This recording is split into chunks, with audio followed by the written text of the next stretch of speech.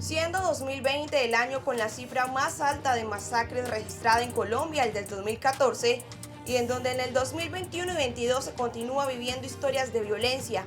Más allá de saber cuántos son el incremento de este tipo de masacres que consterna el país, es poder tener una claridad sobre por qué están ocurriendo. De alguna forma, las masacres sí tienen identificados los autores, tanto materiales como los autores, digamos, intelectuales. Son básicamente los grupos armados, en unos casos el ELN, disidencias de las FARC, y hay dos tipos de disidencias, digamos, de las FARC que entran en disputa por este control territorial. Pero en términos de impunidad es muy difícil que estas personas sean llevadas a la justicia, mientras tanto el Estado colombiano no recupere el control territorial. Es muy difícil desplegar una operación para capturar a estas personas sin que previamente el Estado pues, no haya ejercido el control, no solo para la captura de estas personas, sino para quedarse en el territorio y ofrecer garantías de seguridad a la vida y la integridad de la población civil en estos territorios, como en el caso del Pacífico colombiano.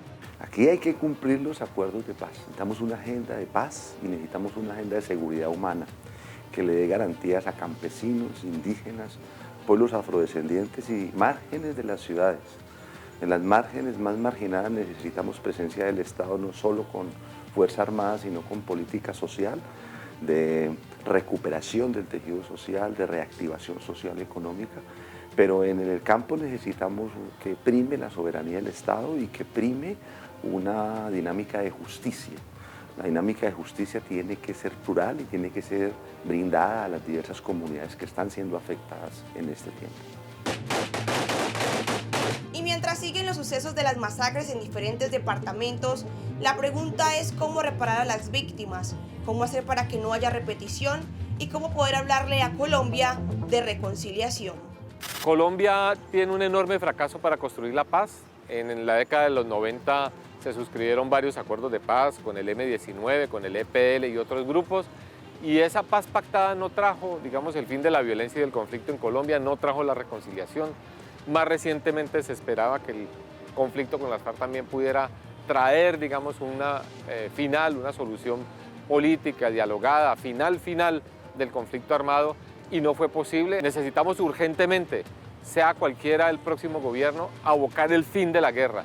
Y eso implica una negociación en la medida de lo posible con todos los actores armados, digamos que se reivindican de naturaleza política, y un proceso de sometimiento a la justicia de quienes actúan en la lógica criminal, particularmente de narcotráfico. Los acuerdos son una pista para recuperar la convivencia en Colombia, pero tenemos un atraso inmenso, hemos visto afectada toda la territorialidad del país, donde se han hecho los acuerdos de paz en relación con la seguridad humana de excombatientes, pero también de poblaciones que son tenedoras de una riqueza ambiental, de una riqueza hídrica, de una riqueza natural, y que se han puesto en riesgo y que son sometidas a ultrajes, a despojos, a amenazas y a acciones tipo masacre, acciones que son de ejecuciones extrajudiciales. En este caso, en el Cauca tenemos casos difíciles, en Nariño tenemos cosas difíciles, es paradigmático lo de Putumayo. Sigue pasando y tenemos que hacer el esfuerzo como colombianos para que nunca más vuelva a pasar, para que deje de pasar. Así es como un país, como mujeres, niños, indígenas, afrodescendientes, y en donde especialmente los territorios y comunidades rurales, que son los más afectados, esperan poder hablar de reparación y reconciliación.